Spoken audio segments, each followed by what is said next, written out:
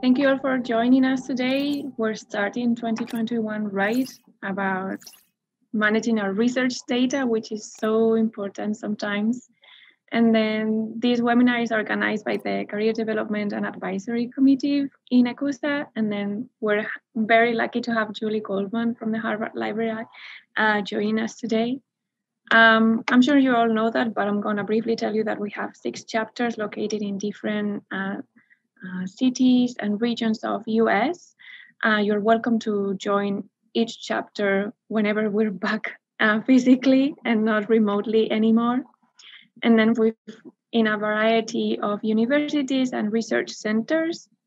We're mainly a postdoc association, but we recently got more assistant professors, graduate students, etc. We are around 500 members, and in the boards, we're a majority of female members, which is nice. This is our active team, people that are like actually doing webinars, organizing meetings, organizing videos. Please join us if you already haven't. And then, yeah, so we've got the Education and Public Outreach Committee that do a lot of research outreach in schools. And then we've got the communication team, which does a very good job of promoting our science. And then we are part of the Career Development and Advisory team. We do a lot of workshops, panels. We have 2 mentoring programs. And then the advisory program has a lot of information for you guys in our website. And then coming up next week, we have a workshop in Spanish this time. There's gonna be 5 sessions on how to use Excel properly. And then the following, in March, we've got 3 sessions on how to use better LinkedIn. This is also gonna be in Spanish as well. So the first session will be mostly general stuff about LinkedIn. And then the second session is gonna be more about industry. And then the third about academia in general. Also coming up, we've got like a monthly talk from people in ECUSA that work in cancer. So come and join us. This is gonna be super exciting and state-of-the-art research. And yeah, follow us in social media to join all these webinars and workshops, and I'll put all the registration links in the chat. And with that, I'll leave you with Julie. Thank you so much for giving us this webinar. Awesome. Okay, I hope you can see my slides. There are captioning at the bottom, an awesome new feature of Google Slides if you're using it. So hope you can follow along with that. Yeah, so thank you again, Marina, for the invitation to talk to your association. I'm really excited to talk to you all today. Marina invited me to talk about research data management. And with the new year, just underway, it is a really good time as any to make sure that we are handling our data in accordance with policies and also best practices. So that's what we're going to talk about today. Just quickly, hello everyone, I'm Julie Goldman. I'm the Research Data Services Librarian with Harvard Library. I'm physically located at Countway Library of Medicine on the Longwood Medical Area campus. And for the library, I offer a lot of these types of data management training classes. But for the Harvard community, I'm also involved in identifying these best practices, creating data management plans alongside researchers and projects, and then also help people find data if they need to.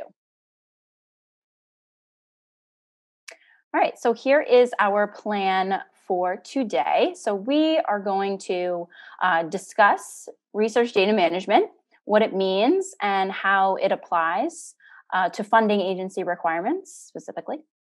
We'll cover some foundational data management practices that facilitate reproducible research. And then we'll finish with this overview of Open Science Framework, which is a great tool for project and data management.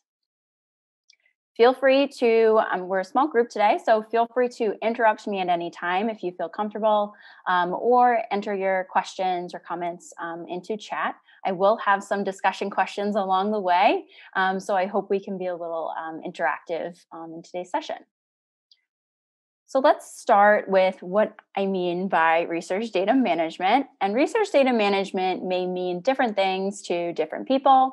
So it's good to understand what perspective we're all coming from and then the perspective that I'm presenting today. So we're going to start with, some of these discussion questions. 2 hours is just too long for me to talk the entire time. So here are some prompts to get you thinking about data management. I'm curious, how familiar are you all with the term data management? You can either enter, a thumbs up or enter into the chat. See, 1 thumbs up. Not much, a little bit, mainly through the workshops that you may attend through Countway. Awesome. And then, so if you're not so familiar, but maybe you're a little bit familiar, are there certain, terms that you've heard, but you're not really sure what those terms mean? I've put some examples on the slide, but I don't want to sway you in any certain direction. Readme Files. We will talk about Readme Files today. Okay, great.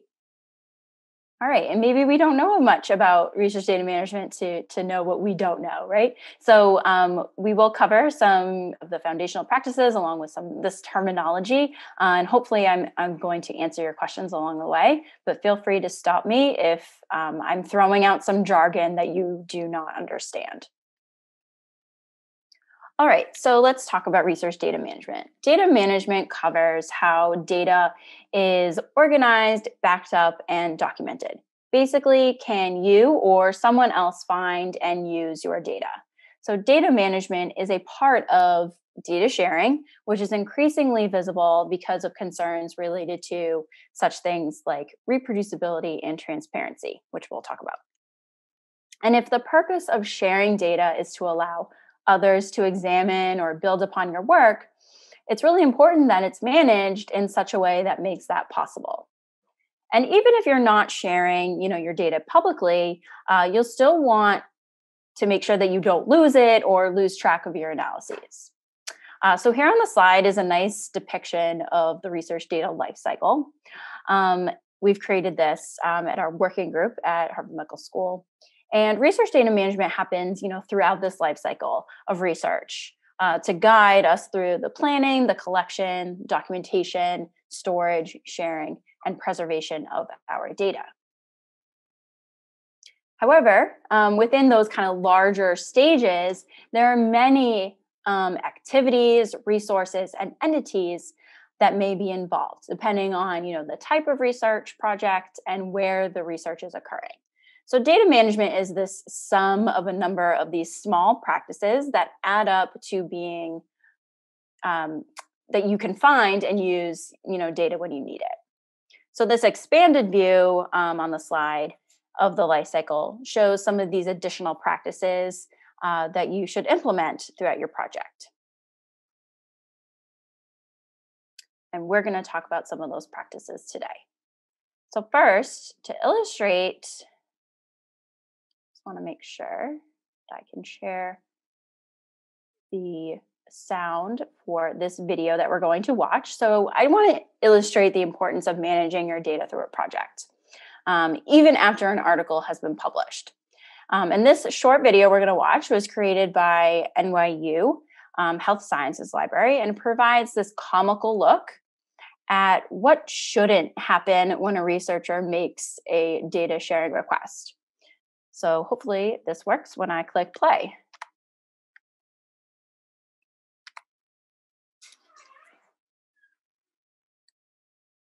Medicine. There we go. Hello, Dr. Judy Benign. I read your article on B cell function. I think that I could use the data for my work on pancreatic cancer. I am not an oncologist. I know, but I think I could use the data for my work on pancreatic cancer. Do you have the data? Everything you need to know is in the article. No. What I need is the data. Will you share your data? I am not sure that will be possible. But your work is in PubMed Central and was funded by NIH. That is true. And it was published in Science, which requires that you share your data. I did publish in Science. Then I am requesting your data. Can I have a copy of your data? I am not sure where my data is. But surely you saved your data. I did. I saved it on a USB drive. Where is the USB drive? It is in a box. It is in a box at home. I just moved. But can I use your data? There are many boxes. So many boxes. I forgot to label the boxes.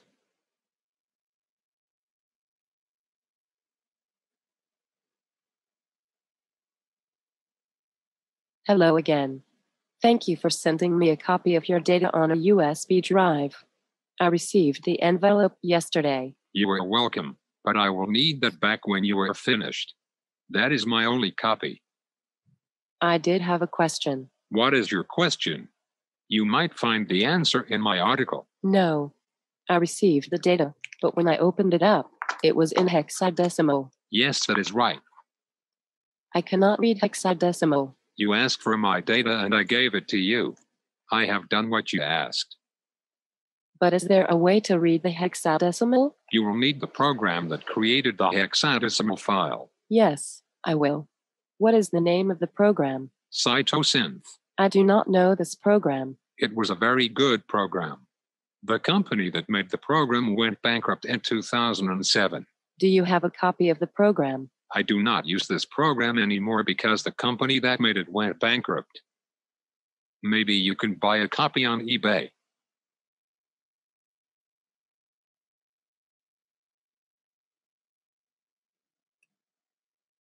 I have good news. You again. I talked to my colleague. She knew a person with a copy of the software. Then why do you need me? Everything you need to know about the data is in the article. I opened the data and I could not understand it. If you have the program, you will find it is clear. Well, I noticed that you called your data fields SAM.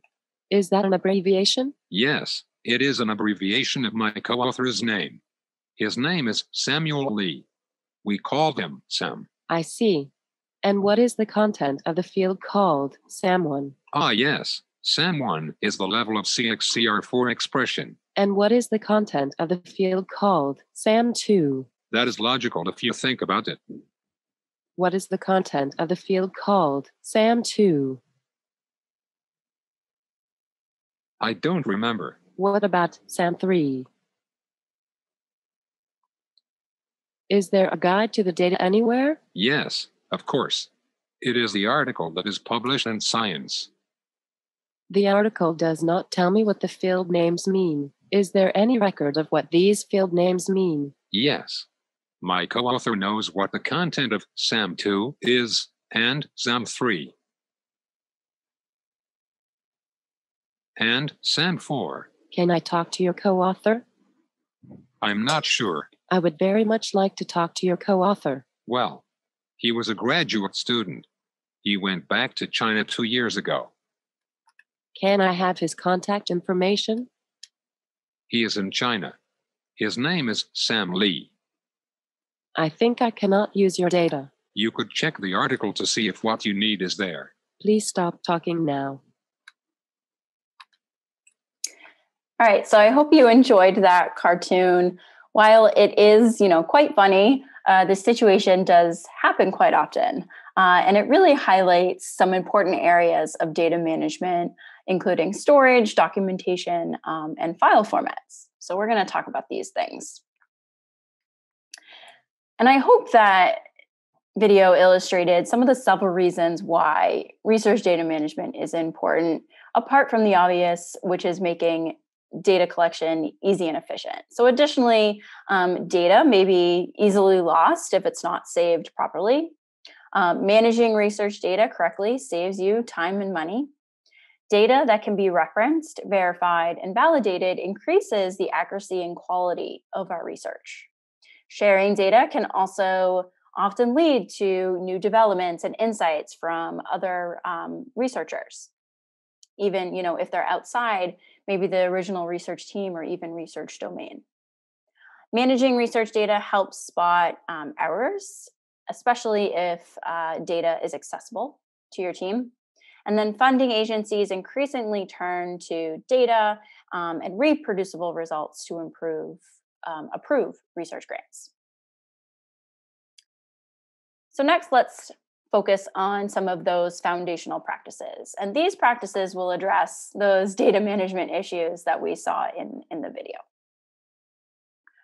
So first up is keep sufficient documentation. So documentation often means the difference between being able to use an older data file or not, especially as details may be forgotten over time. As we saw, the Dr. Splat could not remember what his data fields SAM meant. So therefore, documentation must occur throughout the project. It's an ongoing process rather than a one-time effort. And documentation can be contained in many formats depending on your research or your workflow. So options include using a paper or an electronic notebook, creating Readme files, code books, and data dictionaries. And remember, the Panda asked for one of these guides, the data. That would be this documentation. So here is a nice example of a project Readme file template from Cornell University. I really like this template because you can take this text file, make it what you need to record.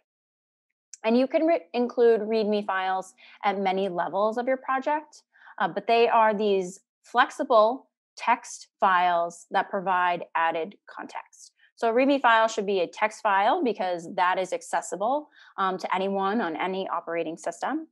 And then these Readme files, depending on what level of the project they're included at, contains information about either, if it's at the project level, it's going to contain all the information one would need to understand that project. If it's at maybe a folder level, the Readme is going to describe the contents of a folder. So I hope that clears up some confusion about Readme files. But basically, no matter the format, there should be enough documentation, enough details so that the research could be picked up if you were to go on a break and come back to it, or by someone else coming into the project. So next is organizing your files systematically. So keeping files organized will save you significant time in the future when you're searching through folders for maybe a specific file. It's a good idea to set up this project structure before you start any computational work. If you set up your directories and folders ahead of time, you will be ready and set up to save things in the correct place. So you won't have to spend time later reorganizing or trying to find something that you just saved on your desktop among, 50 other files. And there's no, ideal system for organization. It's just a best system for a given research project and the data you're collecting. But overall, you want to make sure everything gets its own place, and you should arrange things hierarchically. That means, this kind of nested system. We're seeing that on the slide, just a side view of it.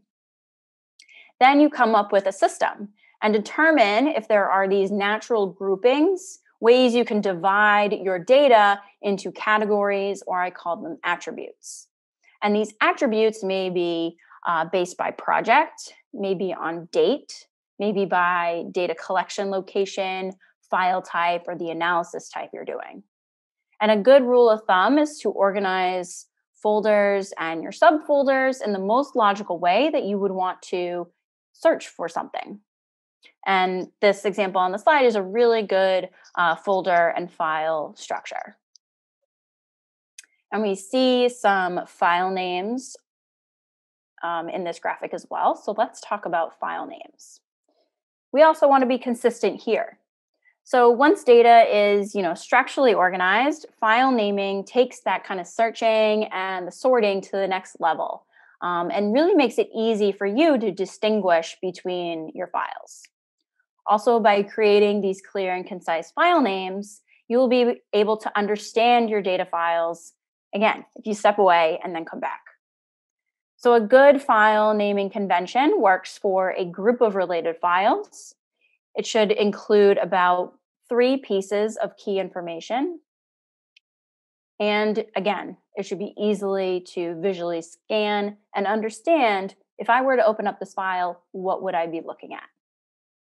So we place the most important sorting information or context, like project name or experiment number, location, or date, at the beginning of a file. That helps you sort it. And a quick note on dates here: if you are using dates in your file names, I suggest using the ISO 8601 standard. This date standard has the format 4 digits for the year, 2 for the month, and 2 for the date. And this just really ensures consistency and allows for files to be sorted chronologically. So on the slide, we're looking at some really nice examples of file names for different file types that you may generate throughout a project. And then, of course, don't forget, you should be documenting all of your conventions and systems, especially if you're using, an acronym, so you can remember what that is down the line. So next, when working with lots of files and maybe lots of people, file versioning is an absolute must. And version control is a way that we can keep track of our projects across time. And there are a few strategies for versioning files and documents. So the basic approach when versioning is to capture it manually in our file names. And the comic on the slide shows some bad practices in file naming with versioning. So you may consider, using the marker final at the end of your file name. However, use this with caution because, as you may know, your work is never really completely final, even after receiving revisions from your PI or after peer review. So denoting that, a file is the submitted version or a revised version or appending a new version number like V03 at the end of your file name, that can really prevent these confusing names. So then an intermediate strategy is to use, file sharing platforms that have version control built into them. So these would be file sharing platforms like Dropbox or Google Drive or electronic lab notebooks sometimes have versioning. And then the advanced way is using a version control software like Git. So in order to, determine which strategy to implement will ultimately depend on, the needs of your team, your workflow, how you're working with your files, and what type of files you're working with. But bottom line, you should always keep a master copy of your raw data and never edit that raw data in the event that, processing and analysis must be redone or you want to build on it. Always having that raw data file will increase, your efficiency when working with your files. All right, so the next kind of practice we're going to talk about relates to security. Sorry, I'm just looking into the chat for a couple of questions that I can quickly address. So what about if your version of the document is reviewed by your PI? So this is where you would really want to use those version numbers. And then your team should have a system for using those version numbers. So say you create version 1 of a document, you send it to your PI. Your PI should save that as a new document under version 2, so V02.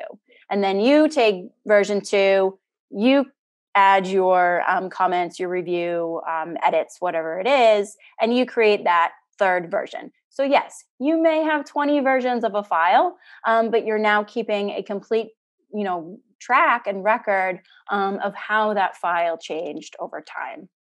So you need to ensure that everyone is following the standard for using those version numbers. And I hope that addressed that second question of how you should change the file name. There are some tools out there to, bulk change file names. But I like to say, if you're coming up with a file naming standard, start naming your files with that standard moving forward. Don't go retroactively back unless you really have the time and maybe the tools to do so. You've had some issues with file versioning in Dropbox. Yeah, Dropbox is kind of tricky. It can be tricky when you're working with lots of people together on a file. I find Dropbox is not always consistent as well. So then there, I would also just kind of cover your basis and use those version numbers even though we know Dropbox is kind of tracking files along the way. Using that next layer of, manually naming your files with that version number can also be helpful. Awesome. Okay, great questions about file names. So let's move on to talking about storage and more specifically security. And for certain projects, it may be good to create this data security plan. It's really going to depend on what type of data you're working with. So for example, sensitive or confidential data, such as data about human subjects, that will have specific guidelines for how you handle that data. A data security plan will be specific to the data and the technology and really be dictated by, again, the type of data you're working with. And most academic institutions, for example, Harvard, they have offices and resources available to assist you with this security. Traditionally, that's handled by information technology. Also, like at Harvard, we have information security officers who help you identify what security level of the data that you're working with. So on the slide, I've given you an example. I've listed the Harvard University data security levels, ranging from, you can see, level 1, which is public information, to level 5, which is that highly sensitive data, which you're going to need to take some specific precautions and use approved technology to store and use.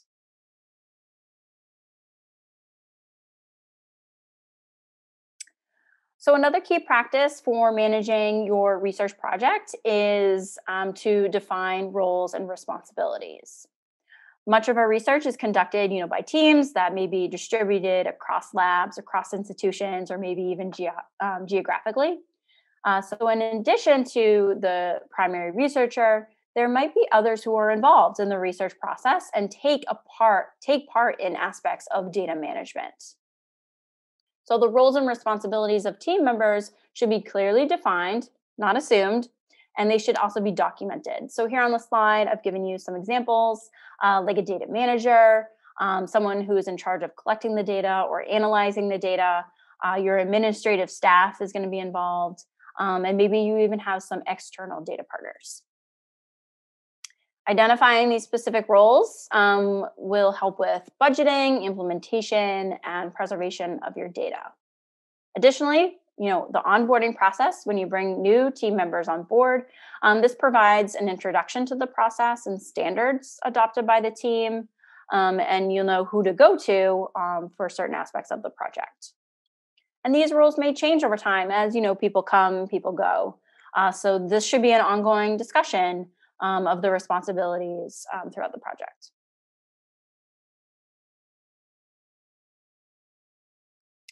All right, so as we saw in that life cycle image, we saw like storage and manage, in the center. So each stage of the data life cycle kind of revolves around the management of where we're storing our data.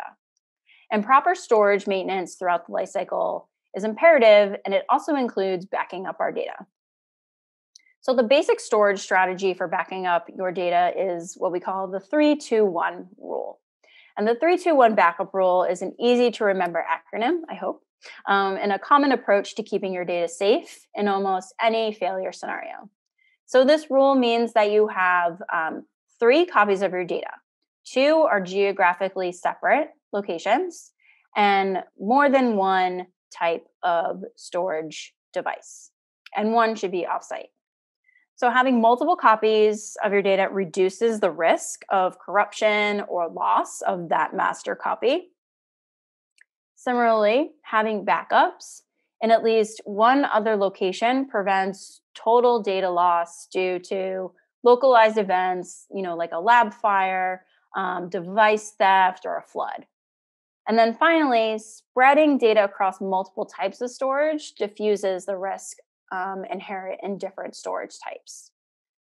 So I just want to point out on the slide that, you have two different formats. So you could have, one copy on your local lab computer, another copy on an external hard drive, and then you could have a copy that lives on a cloud service. So that covers your 3 copies on 2 formats, and 1 is offsite, away from your lab. You usually get a lot of questions on backing up and storage, so I'll pause here if there are any. And I do see there is a question on using Git. I'm happy to point you to some at the end, but I also have a version control video that I will point you to at the end when I talk about additional resources. Also, depending on where you are, I know at Harvard, like RC and some of our other research groups offer training on version control and Git. All right, let's move on to when we get to towards the end of our project and working with our data, you must close out that project. And closing out a project involves identifying, preparing, and collecting all of the key research files that you worked on. You want to identify the provenance, improve, future retrieval, and then reduce effort when preparing, to hand off your data to someone else or for data sharing. And closing out, this closeout process enables you to revisit your project and the most important documents that you created and make sure that they are, easily accessible. And related to closing out your project is the act of offboarding team members. So we talked about when people leave. And we know in academia and research, there are long-term projects and also turnover is high. So therefore, we need a strategy to capture all that important project information and data when people leave. And for example, we've created at Harvard a checklist to capture this essential information about projects and data sets. It's, again, important to capture this information to ensure that a smooth transition between team members can happen. We want to guarantee that everyone can find, access, and understand all of the parts of the project that they may need to interact with.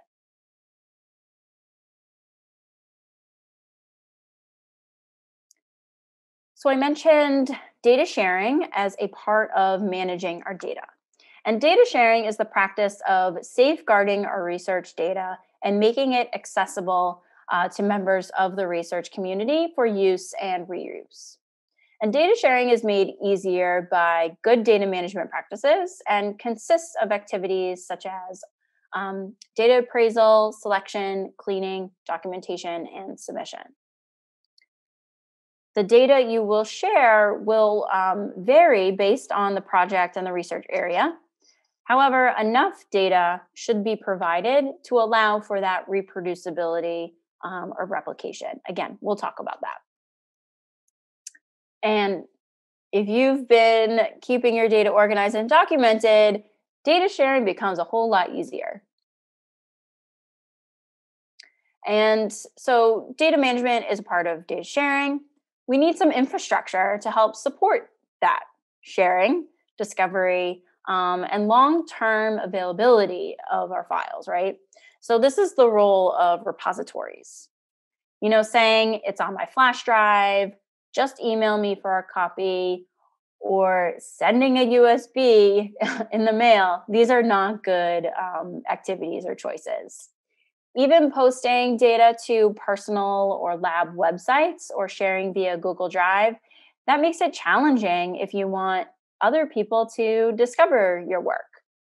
So repositories provide this technical infrastructure for that access and curation of research data. They provide this framework for you to describe your data using metadata standards. They provide a persistent identifier and a citation for your data, enabling that long-term use. And repositories are compliant with funders and journals that have requirements for data sharing. And there are many types of repositories, so you need to just ensure that you're picking the right platform for your work. There are, very general repositories, which will take any type of data.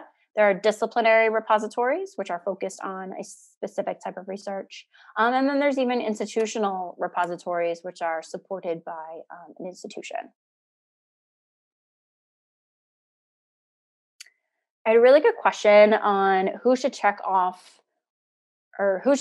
the offboarding list or document, the researcher or the PI. That's a great question. So we basically created the offboarding checklist as a way for when a researcher or person, anyone in the lab really, leaves. So the researcher, the graduate student, the postdoc, whoever it is, they should be running through the offboarding checklist, and including, where do I keep my data? If it's in a file, how are the files organized? What naming conventions did I use? That type of information. So it's really going to be specific on the researcher and what work they worked on a specific project during their time in the lab. Then that checklist can be given to the PI so that they can, vet it, review it, and then if they need to give it to the next person entering the lab who will continue on that work. That's a great question. I'll add, we are in the process of creating yet another checklist or document that we all can use called a knowledge transfer file, which is actually referenced in our offboarding checklist. And that knowledge transfer file will actually prompt you to say, I worked on all these files. They are located here. I have, shared these files in a public repository. Here's the DOI for where those are shared. So we're trying to create these documents to help you understand, what was generated within a project and where all those files live.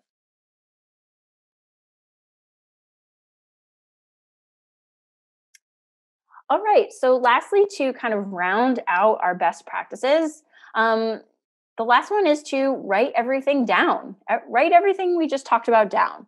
So ideally, this would be in a data management plan. Some of you may have heard of a data management plan. But a data management plan, or DMP for short, is a written document outlining the plans for handling all of the data resulting from a research project in both the short term and the long term. So your DMP is going to include details for how the data was collected, how the data is being organized, how the data is going to be handled, before the data leaves the lab, and then also a plan for when and how that data will leave your lab, allowing others to find it and access it with proper attention to any legal or ethical concerns. And by creating this data management plan at the beginning of your project, this is going to, again, save you some time and effort later. I'm going to talk a little bit more about DMPs here because they are a very important part of data management. And DMPs have really become the standard or most utilized form of research planning, mostly because of funders and have started requiring them. So here's just a quick, historical timeline of requirements from specifically US funding agencies, but we have seen similar requirements from European and other country government agencies. And our funders not only want grant-supported research to be shared and made publicly available, but they also want to understand how that underlying data will be managed throughout the course of your grant. So in 2003, the NIH started requiring these data sharing plans. They're only currently required by certain grants, and they only really focus on data sharing. In 2011, the National Science Foundation was the first agency to require a 2-page data management plan that must be submitted with all grant applications. And since then, we've seen many other key granting organizations like NASA, the Alfred Sloan Foundation, now require submitters to include a data management plan. And then most recently, at the end of October, the National Institutes of Health actually came out with this new data management and data sharing plan, calling for these more robust plans for all research grants. And that plan is going to go into effect in 2023. So we're kind of, just spreading the word that this is going to be a new requirement for all research grants to receive NIH funding. But rather than, being a required document for funding applications, I highly encourage you to create a data management plan for any research project. The DMP should be this living document that describes all of the data management practices that you'll apply in your project. It should become a guiding document for the project that is frequently referred to and updated as your research evolves. And the DMP tool or DMP Online are both tools that support the use of templates to create DMPs.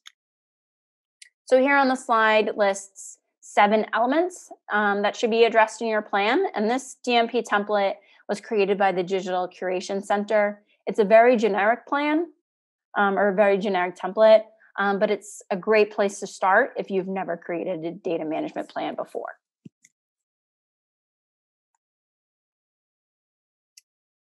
All right, so the next topic we are going to discuss is reproducibility. And reproducibility is very related to data management, so let's explore how. First, I'm gonna stop and pause for some more discussion questions. So here I invite you to think about maybe issues that you've encountered when working with your or other people's data. So think about, have you ever had trouble reproducing your or someone else's work? You can shout out your answers or enter them into the chat or use some reactions.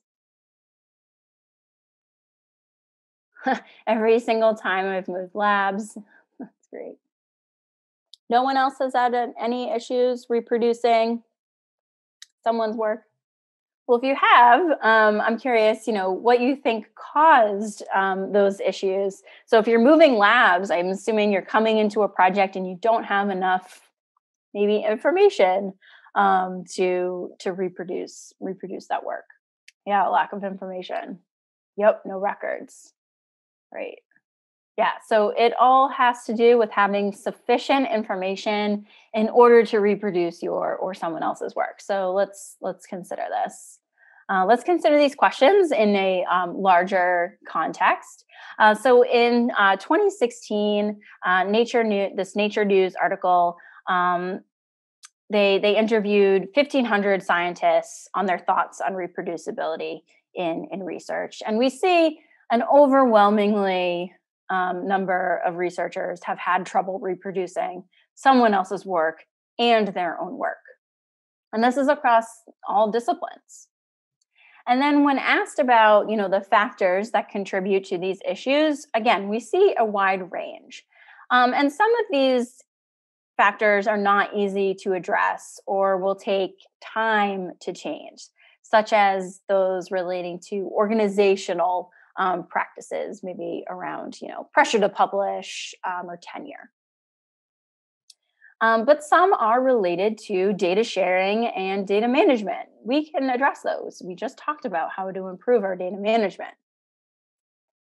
So since we've already, started talking about some of these practices, let's expand on how they help with reproducibility and some concrete ways to implement them. So related to, data management, why are we now putting so much emphasis on reproducibility. We're seeing, again, stakeholders focus on these research practices. So in 2014, PLOS was one of the first publishers to require data sharing and require a data availability statement in all of their articles in their journals. Also, as you may know, reproducibility can be very personal.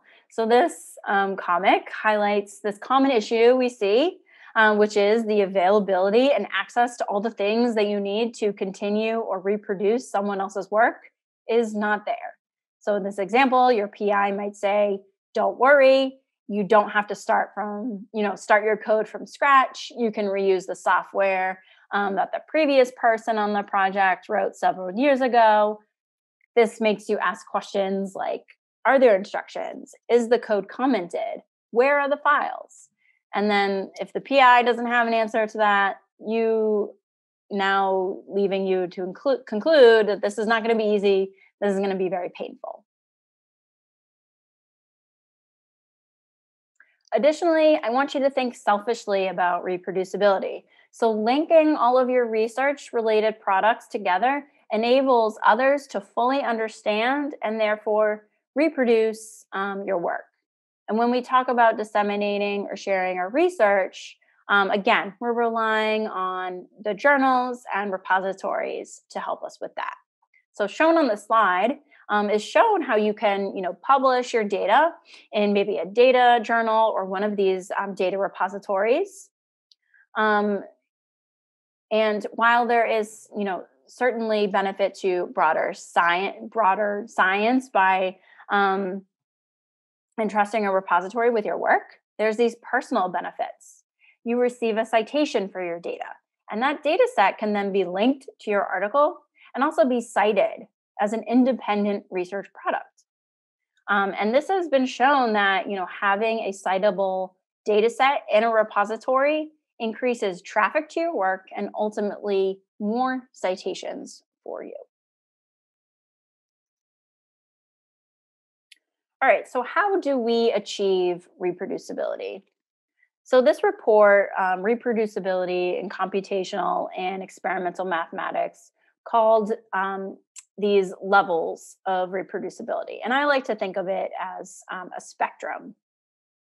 So we have, the publication or the article only. This is only considered reviewable research. We can't actually do any action with it.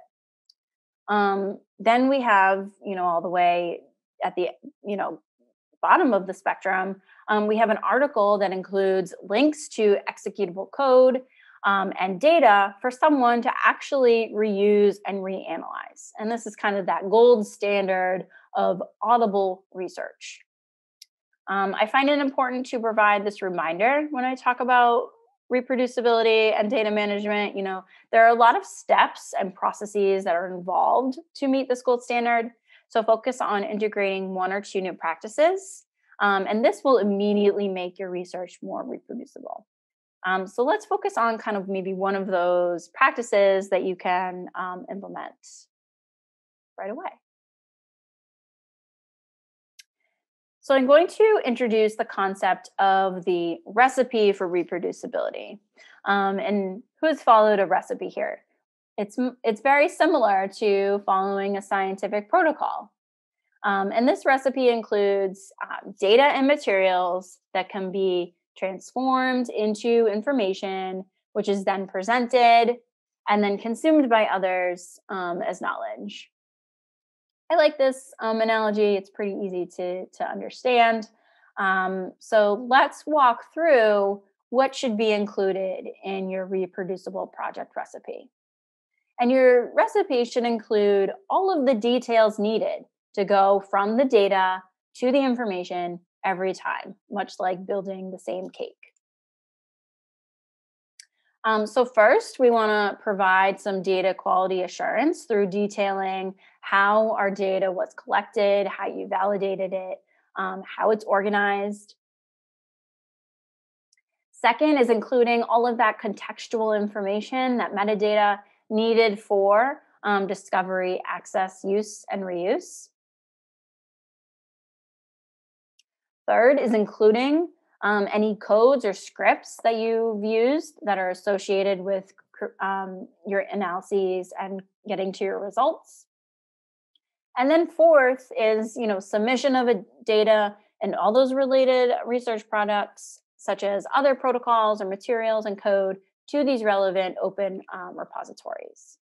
So all this information is that metadata about your data, your code, and your research. Your project is not going to be reproducible without it. So we have our 4 elements of our recipe. How should we package this information? We've already talked about this. We've talked about keeping good documentation. And recall, documentation can be contained in many formats depending on your research workflow. So you may be using a paper, notebook, or an electronic platform, or you may be generating these Readme files. Wherever this information lives, you want to include everything about that data that you need to remember, what your data is, and others need to understand what your data means. So to come full circle on this, documenting your metadata is key to reproducible science. Ideally, anyone who has your data and the documentation can recreate or reproduce the information that was originally created. So much like having all the information in a recipe to bake the same cake every time, the same details should be documented for others to reproduce your work. The underlying theme here is you can't have reproducibility without proper project and data management. Data management and its related activities are fundamental to supporting findable, accessible, and reusable research. And having, good documentation, good data management ensures that we can reach that gold standard for reproducibility. All right. This is a funny meme that I created the other day when thinking about these concepts. Sometimes when we think about data management, we're like, it's like, don't want to deal with it. It's too much practice. And then reproducibility has come along and kind of stolen all of our thunder. But they're very related concepts, and they really relate to each other. So in this first part, we have talked about research data management, some foundational practices for working with your data, and also how to achieve reproducibility. I want to take a quick stretch break, mostly for myself, to stand up for just a quick second. And then we're going to come back for the second half of our webinar. So I'm going to turn off my video for about a minute, and then we'll come back and get started again. So don't leave. Just take a minute for yourself to stand up, get a drink, go to the bathroom. We'll be right back. All right, I hope we are all back. I hope you took a second just to stretch, move. I know 2 hours is a long time, and staring at a screen for 2 hours is tough. Although I'm sure we're all used to it now in our current situation. So I just want to say, this Excel workshop, I highly suggest going to that. Working in Excel and with your data in Excel, you probably do it a lot. So getting the most out of Excel is important. Okay, let's jump back in with the second half of our webinar. And for the second half, we are going to talk about digital research platforms that can help apply these data management practices. And the one I'm going to focus on is called the Open Science Framework. Of course, I have some discussion questions for this section. So here I invite you to share. Do you or have you used digital notebooks of any kind before or currently? So this could be an established electronic lab notebook, or maybe a digital note-taking software, or maybe another digital platform for keeping track of your information. Curious to know if anyone is using anything like that. See, for some aspects, working with CRISPR, Benchling. can't decide which one, but I want to. Mm-hmm. Yeah, Jupyter Notebooks. Yeah, great. Awesome. Yeah, so for someone who said you can't decide, that's because there are many options out there. So this isn't not meant to overwhelm you in any way, but our data management group has published this comparison matrix of over 30 ELNs that are available today. And this includes specific things that are labeled as an electronic lab notebook. So it doesn't include such things like Jupyter Notebook or maybe RStudio, which you can use to work with your data in different ways and add some documentation. So since there are so many, it is important to review, the features of these platforms to see if they will fit with your research discipline, workflows, or needs. I encourage you to take a look at this and explore the products have more detailed pages on our website. But I encourage you to also chat with, your colleagues and, your team members to see what everyone's using, what they like and don't like. Any recommendations? That's a great question. It's really going to depend on what type of research you're working with. But the product that I'm going to talk about today is what I honestly would recommend. And that's the Open Science Framework, because it is very flexible and can apply to any project. So I hope I can convince you that this might be a good option for you in this part of the webinar. So yeah, let's talk about OSF. It's a flexible project management platform. I like to call it project management because, as you'll see, it's really for this entire life cycle of your project. This platform is truly robust for file integration and file sharing, and you can also archive your projects to be publicly accessible and disseminate. The OSF is free to use, and anyone can sign up for an account. Even if you don't have an account, you can still browse publicly shared content that's been made public on the OSF. So exactly what is OSF? It's this free open source project management tool that supports you during the entire research lifecycle. It allows you to store and archive your data, protocols, and other research materials. Again, this makes it a great option for many different types of research focuses. And recall, one component of data management is this storage and maintenance of your files. And there's lots of different places, programs, software, platforms, for us to organize and maintain our files. You may decide to keep files, in a dedicated folder on your hard disk of your computer, or you may be using, some of these server-maintained platforms at your institution. We've mentioned Dropbox. That's kind of the file sharing platform of choice by Harvard. I use Dropbox a lot. A lot of us are probably also working in Google Drive. Some of us may be sharing our code on GitHub or GitLab. Needless to say, there's many places that we could be working in.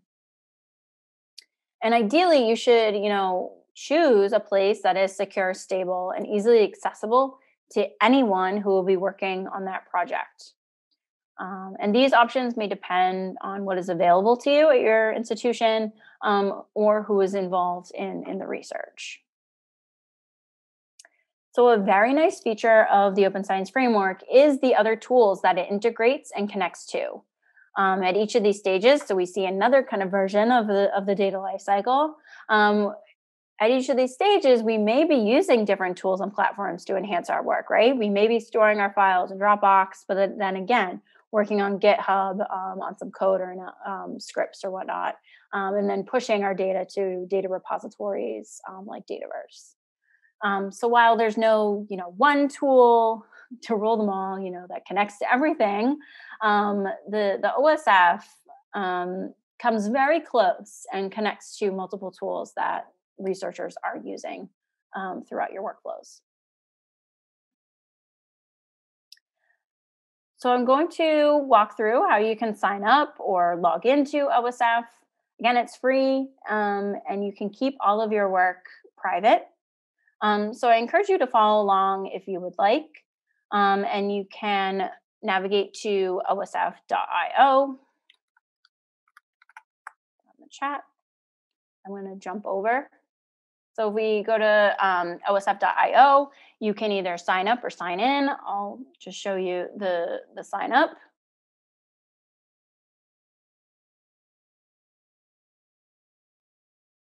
So to sign up, we see a couple of options here.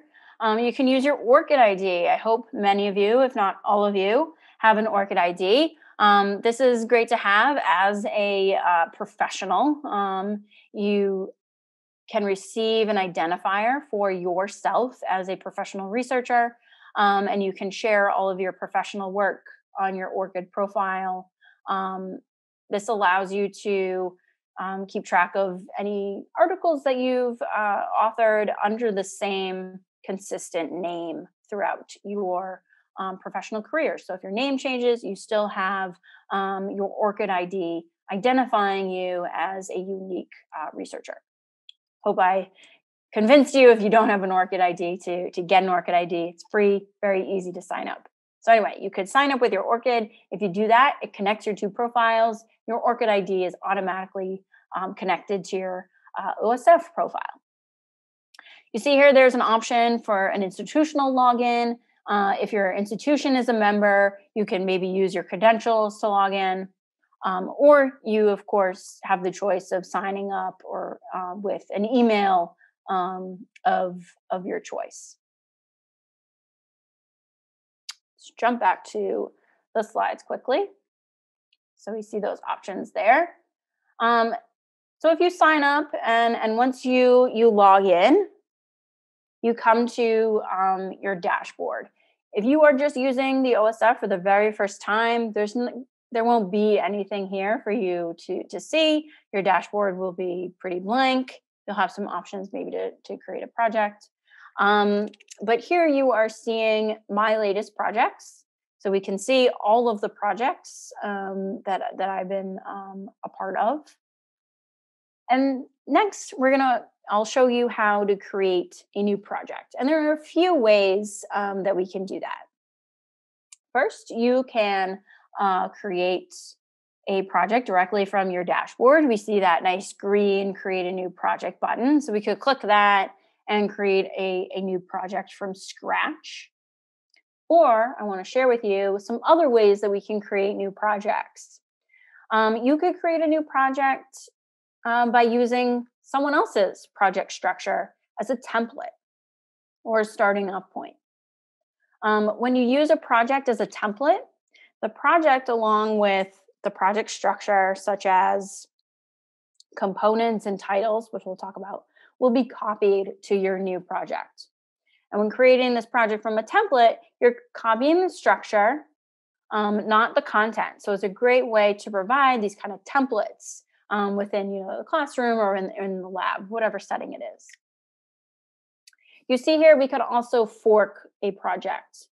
So forking a project creates a linked copy of an existing OSF project, including both the content and the structure.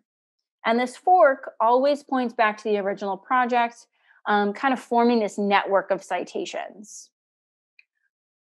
You might want to fork someone's project to expand upon their work. So with templates, for example, I've kind of given you some suggestions on how you could use one. But for example, a professor might create an OSF project for a student assignment, and then each student would fork that project to have his or her own copy of the materials, and then they start their own work. And you can fork anything that you can access, so ideally anything that's public, regardless of who created that original content. All right, so I'm going to invite you to try this with me. So I've thrown this link into the chat for this project management template.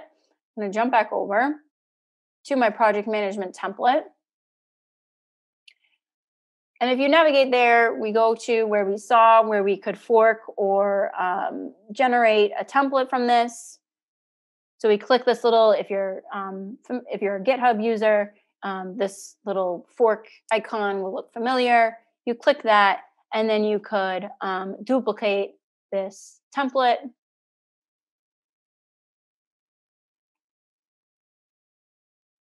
Nothing happened, maybe because looks like it's working for some people in chat. I wonder if I'm not officially signed in.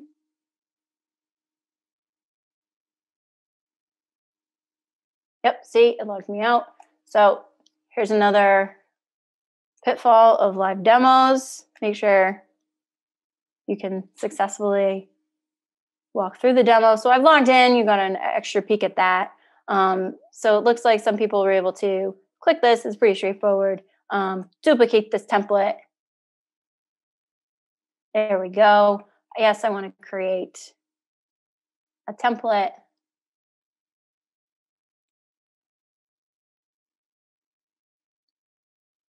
Give it a quick second, and it will take me to my templated from project management template.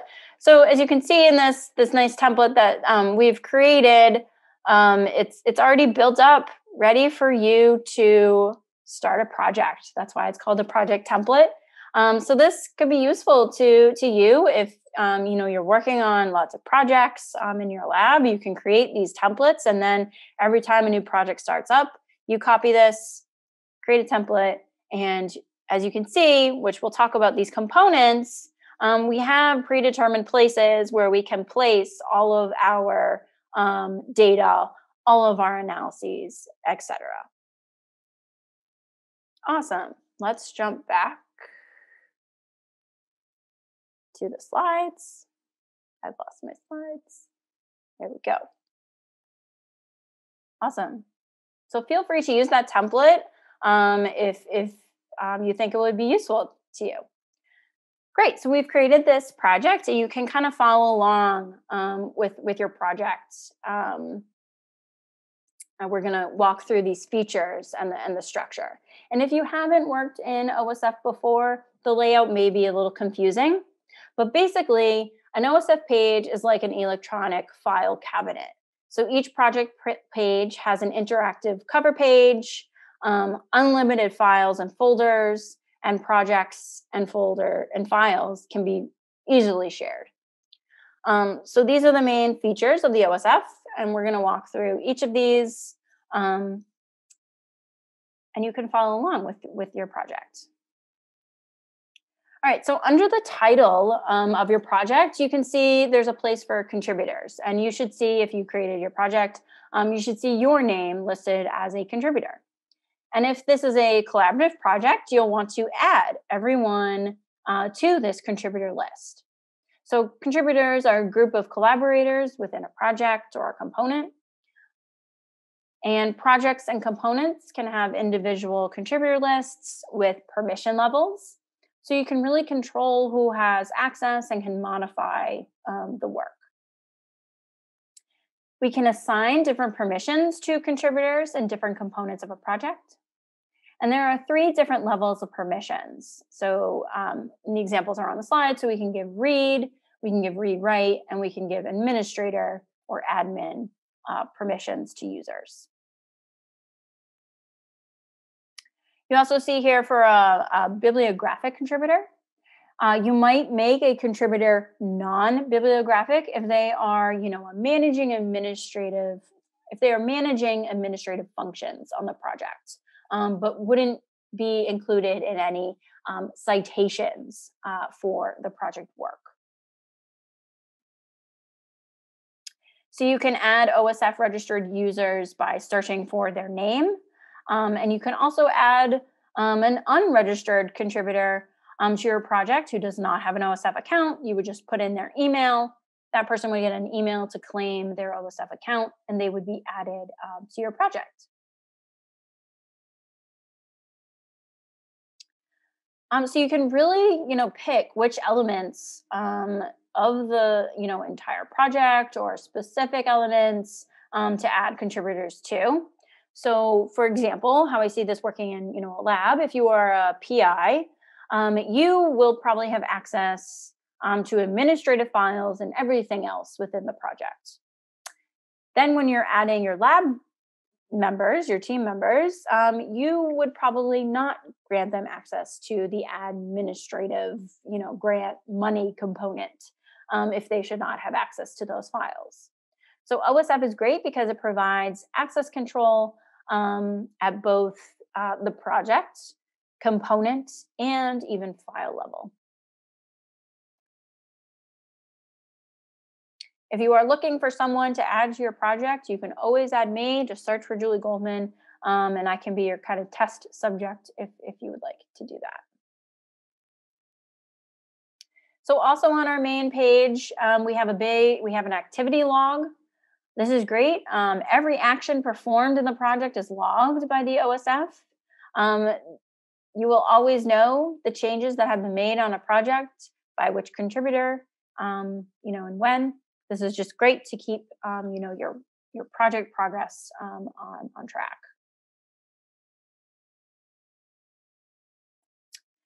So the wiki may be one of the first elements that you saw on the project page. And the collaborative wiki is a versatile tool for documenting the project and communicating with others who view this work. So wikis can be used to explain maybe the main points of your project and can contain information like lab notes, contact information, or those, more in-depth details about your project. You can use Markdown on the wiki. And the wiki also supports collaborative editing, meaning your entire team can work on it at the same time. You can also make wikis publicly editable, to allow visitors to your project and maybe contribute. All versions of a wiki page are saved, so you can always go back to previous versions and compare current wikis and previous iterations. In addition to the wiki, plain text files can also be edited in this fashion using the editor. So this means if you upload one of those Readme text files or any plain text script, you can actually edit it on the OSF. So a key feature to ensure your project is systematically organized is using these components, which I've kind of talked about. And components are these I call them sub-projects below that top level project you initially created. So these components really help organize your research and create a hierarchy within your parent project. And again, these component, privacy settings, contributors, wikis, add-ons, files, they're all separate. So you're creating this kind of sub-project within a project, if you will. So here we see how components can be used to break out parts, of a larger project. In this example, we're looking at a research project that includes our nice data management plan right up top, maybe a literature search, some research protocols, procedures, and materials. And again, the OSF is very flexible, so these components can be whatever you need based on your project. So the OSF is really streamlined to facilitate data sharing within and beyond institutions and research groups. So each project and component can, again, have its own set of files, allowing you to organize your files into these, again, those categorical or hierarchical groups that we talked about, so like data sets or studies. And each file gets a unique persistent URL, so you can always link back to that file individually. I'll talk about storage in a little bit, but I'll just say here that individual files uploaded to the OSF storage must be 5 gigabytes or less. Larger files can be stored in add-ons, which we'll talk about. You can read and view files uploaded to projects and also see them rendered right in the browser. And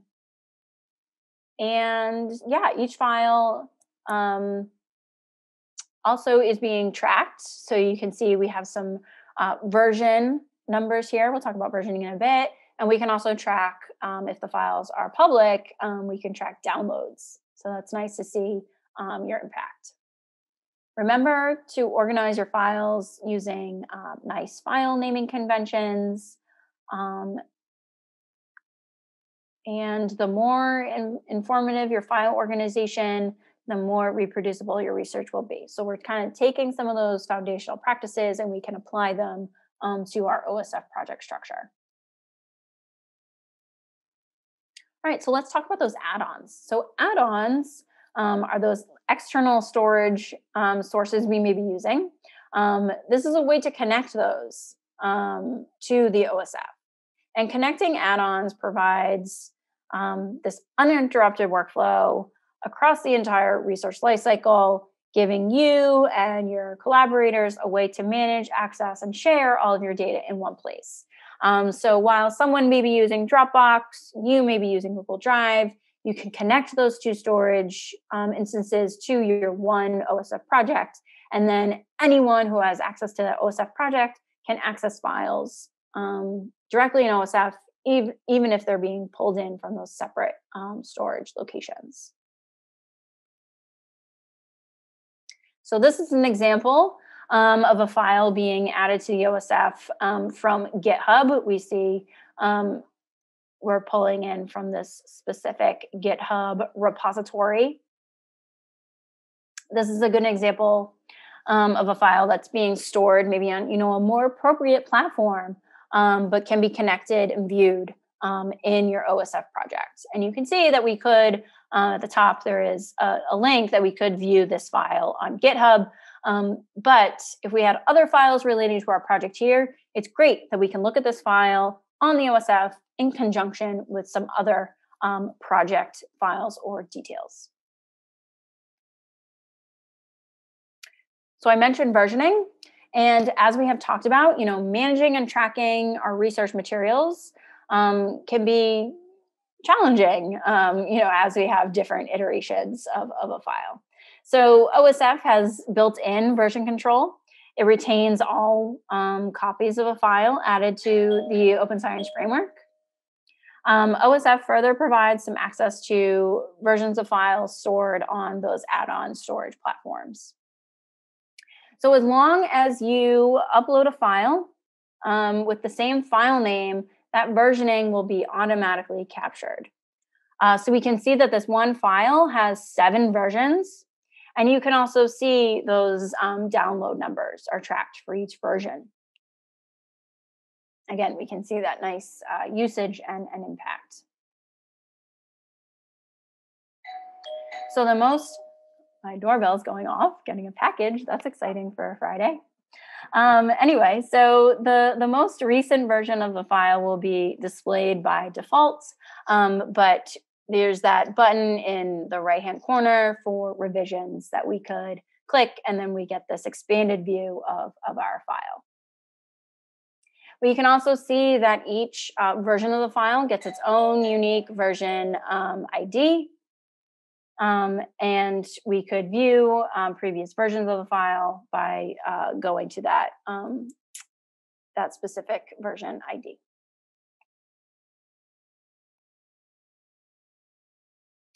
All right, so I said I would quickly talk about storage.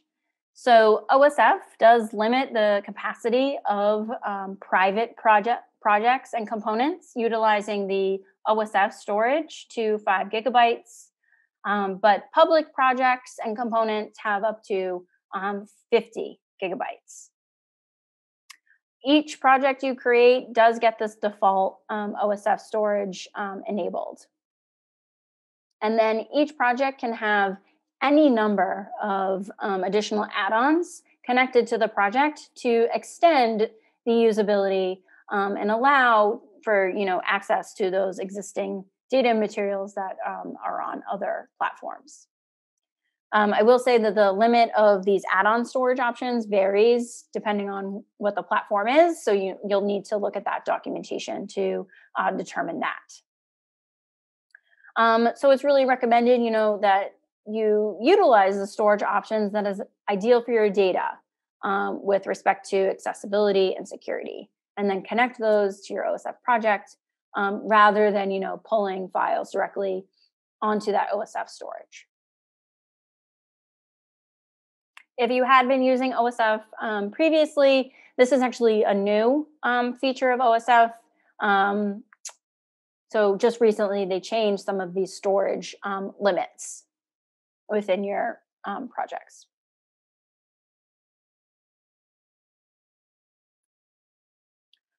All right, so the last features of the Open Science Framework I want to review are related to publishing your work. And you can use the OSF to share and publish your data and research. So let's review how these work. So first, you must make your project public.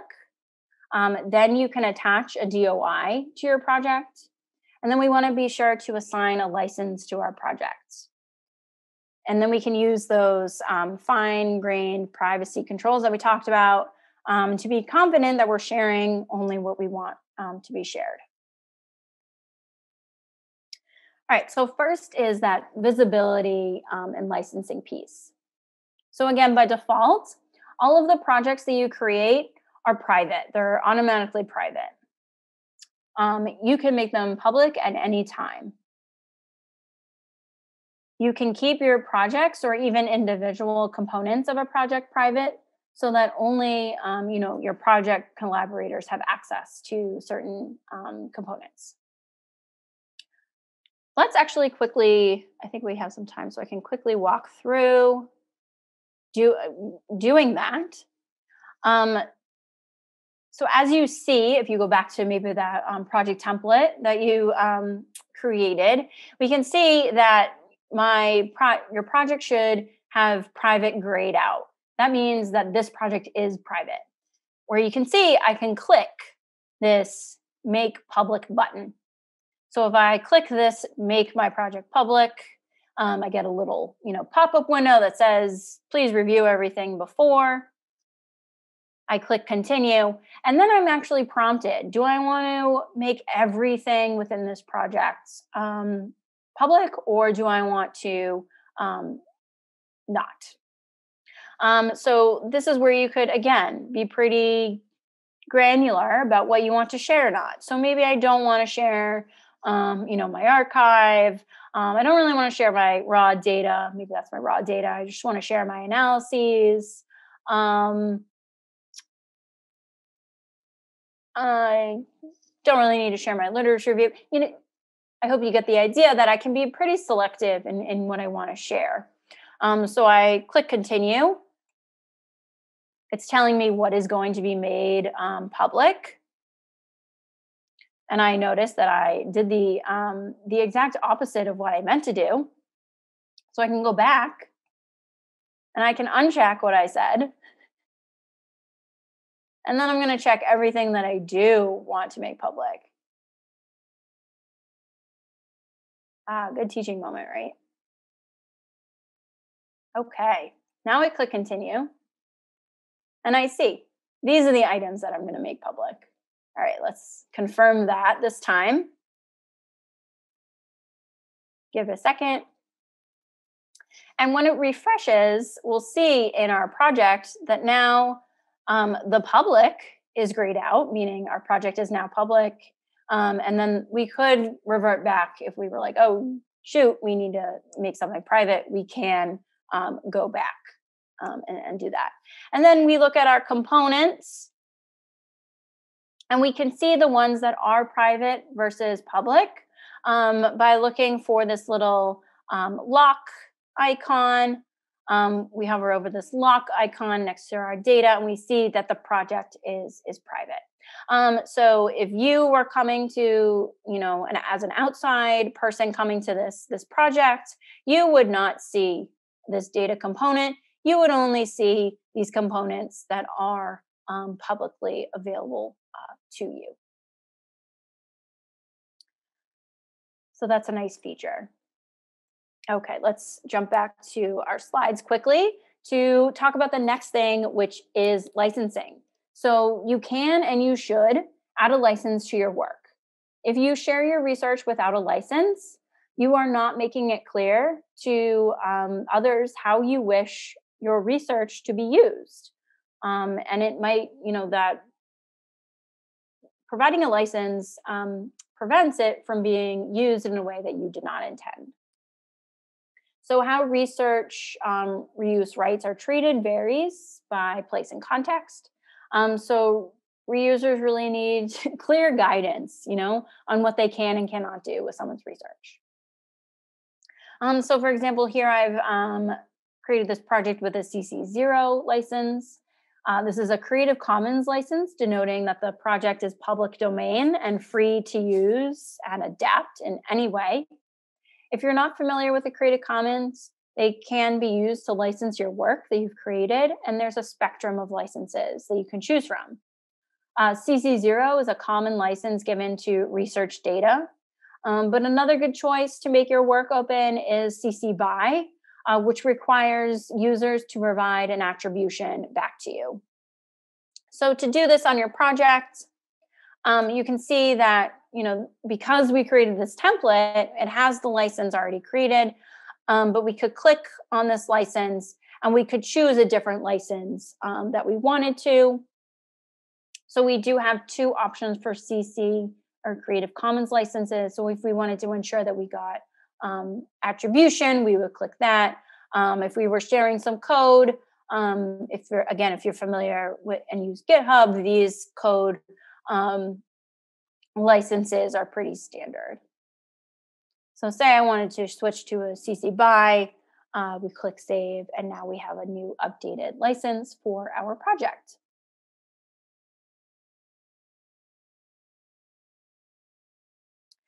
So good question. If the university holds the intellectual property of your projects, do you need to check with them before you're making your project public?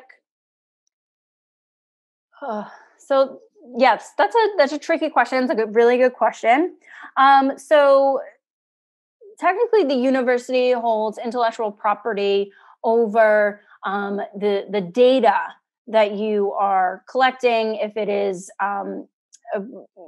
part of a research grant that is supported by the institution.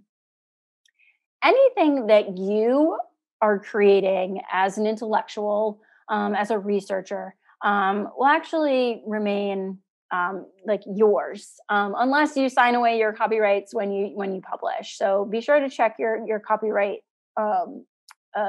Don't sign away your copyright when you publish with a journal article, but you can copyright anything that you create as a creator. So while, as I said, data is CC0, it's facts, right? We're collecting facts, so we cannot copyright facts. So data cannot be copyrighted. But if you create a figure, a visualization, a database, you can claim that you own that work. So you shouldn't have to ask the university if you can make that work public. You have the right as an intellectual to publish that work. It may be a little more trickier than that, but that would be my answer, that you don't have to check with anyone. The university should actually be very supportive that you want to publish your work and put it out there. So that's how I would answer that question. But related to, intellectual property, that comes back to the university does technically own the data that you're collecting. This is why if you are working with like a lab notebook, the lab notebook stays at that university, stays within the lab that you're working in. You cannot take that data material with you. There are some instances where you can, negotiate with the university and your PI on, taking some of those data materials with you if you wanted to continue that research elsewhere. Intellectual property is a very gray area of research data management, so very good question.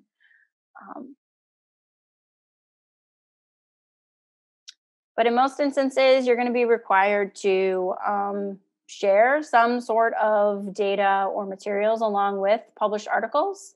So that should be kind of expected. All right, so I talked about licensing. So the next thing we're going to talk about with publishing is getting a DOI.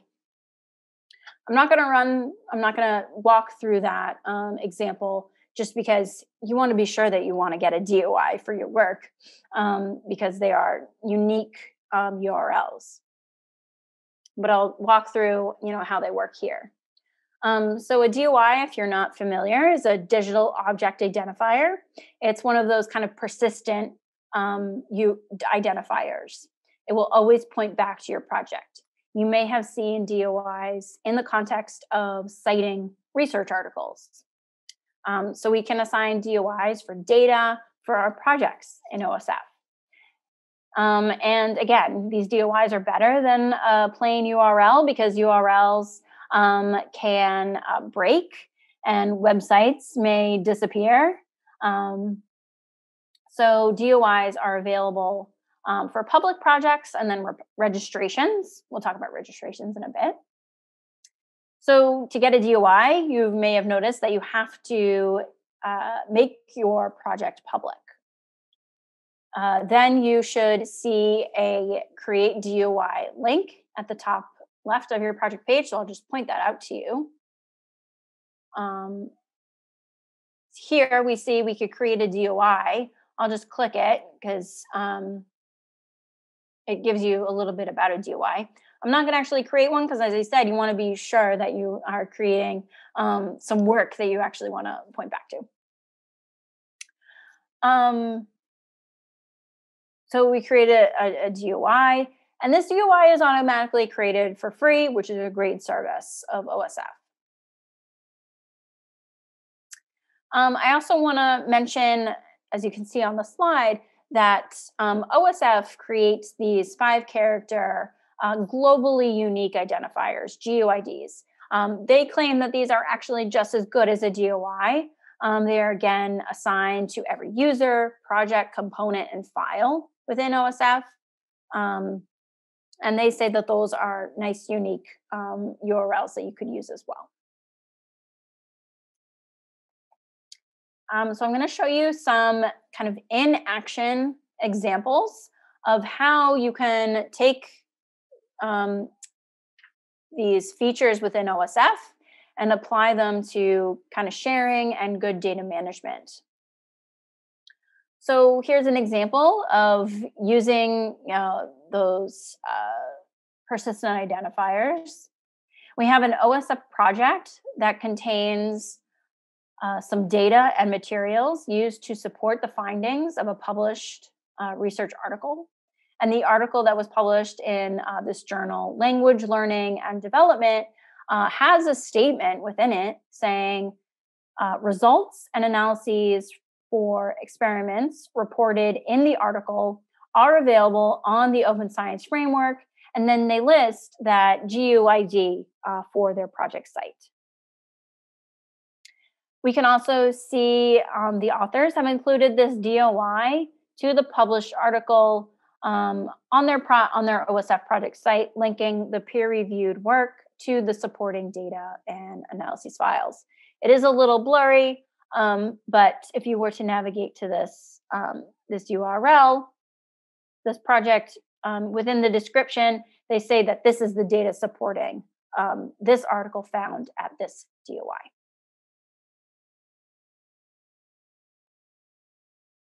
So another way to share your work is through a registration. A registration is a frozen version of your project it can't be edited or deleted. You can issue, a withdrawal, but the project can continue to be edited and updated, providing you the option to register your project at different points throughout the life cycle. Whenever you create a registration, you have the option of making it public immediately or making it private for some number of years, up to 4 years, through an embargo. A registration is useful for kind of certifying what you did in a project in advance, maybe of your data analysis, or confirming the exact state of a project at important points in the life cycle, such as manuscript submission or the onset of data collection. I find project, pre-registration really good, because that's kind of you putting your stake in the ground as, I am going to be working on this research. This is when I started it. This is my plan for how I'm going to attack, this project. It's a great way for you to claim that you came up with this idea and you're working on something. If you're worried about being, scooped, this is a great way to kind of prevent that. You have a record of saying, this is what I'm working on. This is what I'm doing. So you create this pre-registration at the beginning of your project. Then you can have another registration that has maybe a more detailed exploration of the data collection before you did your analysis, and so on. Again, it's just a great way to kind of show this project progress and put your name and a date to your work. All right, so OSF also supports many preprint servers. If you are familiar with preprints, they support like OSF preprints and archive. And a preprint is the manuscript copy of an article that is sent to your publisher for consideration and peer review. So it's that copy prior to peer review. This allows you to share your research, more quickly, receive feedback from your community who may not be able to give you feedback, through peer review, and also gives you a wider audience for your work. Your preprint can also receive a DOI and a persistent identifier, and your preprint can be cited. And then should, your manuscript be published in an article or in a journal or another location, you can add that published DOI to your preprint on OSF, again, linking everything together. All right, so finally, our last feature that we'll look at, OSF projects have their own built-in analytics to track pages and number of visits. So you can view the impact of any public project by clicking on the Analytics tab. And analytics are available for your public project. You can also see the number of forks that were created or linked to, or even templates. So it really gives you a nice view of, the numbers of your project and who's visiting and how people are using your work. We also saw we could look at file downloads. A nice thing here to note is that contributor downloads are not included in these download numbers. So you are really seeing the outside impact of your work. All right, so let's just wrap up here. Let's put these publishing features together and see how, OSF does fit into this larger research lifecycle. My last kind of plug for using this platform. So this example shows how the outputs from entire research projects can be linked through the OSF. So from left to right, we see that registration for the project. We see the preprint in OSF preprints. We have a OSF project page that includes the data and the materials. And then we have a peer-reviewed article that's published in PLOS, which if we were to check this article out, we would see that in their data availability statement, it points back to these documents on the Open Science Framework. So overall, OSF is designed to function with your workflow. You can tailor it to your needs. It facilitates sharing at any point in the research process. Again, you can keep things entirely private among your group, among your peers, or you can make it as public with that persistent identifier and a citation to really expand your work and elevate open science. All right, so we have come to the end of our data management, reproducible science, and open science framework webinar. So I just want to wrap up with some next steps and where you can keep refining your data management skills. So I want to leave you with a few takeaways that you can start applying today. So remember, research data management covers the entire research lifecycle, which includes both how data and code are organized, documented, and shared. Remember, can you or someone else find and use your data? Data management is for all projects. Even if you're not sharing your data publicly, you still don't want to lose track of it or lose your analyses. Data management is also very collaborative and complex. So good practice is to use those responsibilities, delegate, seek resources to help you, and identify workflows to help. Data management is incremental. I think I mentioned this earlier. But if you go and try and implement everything we talked about today all at once, you will get overwhelmed, you will get frustrated, you will lose focus on your project, you will regret coming to this session. So my advice to you is, if you are working on something right now, identify one practice that you could take away and implement really well and build on it. However, I will say, if you have a new project, you're thinking about and you're going to start it, that's when you can, in the planning stage before the project starts, really write that good data management plan that includes how you're going to organize everything, what your workflow will be, what are you going to name your files. If you start from that point, then you can follow that plan throughout your project. And then finally, I encourage you to check out the Open Science Framework as a place to keep all your work organized, work with your team members, and maybe ultimately share your work. So if you are interested in learning more, there are tons of free training and resources and courses out there. Just need to Google research data management and you'll find a lot. The two I'll highlight, because they're my projects, I'll highlight a free Canvas course on research data management. It's like 20 hours, lots of videos, exercises, case studies, really allows you to get more in depth with data management. Also, during my time working at home, I've been offering lots of these types of virtual trainings, and I've recorded them and posted them on YouTube. So most are like 30 minutes, a really great and quick way for you to build up your research data management knowledge and skills. For that person asking about Git, that's where you can find a few sessions actually on version control. And I think we walked through Git in one of those videos.